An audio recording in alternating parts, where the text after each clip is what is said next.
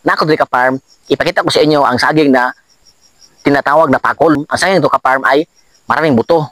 Ito ay makain rin ka-farm, kaso lang marami siyang buto. So akin siyang buksan ka-farm para makita nyo na mayroon siyang buto.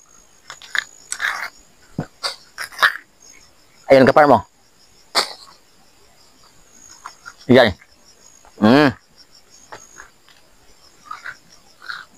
So yan ka-farm mo. So, di ba ang daming buto ka-farm? O ayan. So, dami siyang buto ka-farm, pero itong saging itong ka-farm, kapag yung kinain ay sobrang tamis. Matamis talaga ito ka-farm. Ito ay paborito ng ibon at paborito ng tinatawag sa amin na milo ka-farm or mga maral, mga wild animal ka-farm gaya ng mga wildcat ka-farm, mga wildcat, mga wild chicken at mga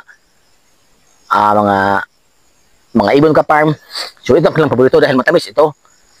So tayong mga tao, mga farm ay nahihirapan kumain ito dahil sa sobrang dami ng buto. Pero para sa akin ka-farm, pag nandito ako sa bundok at nakita ko ng hinog nito ka-farm, ay kakain ako dahil sobrang tamis ito ka-farm, sobrang sarap. Ganun mo.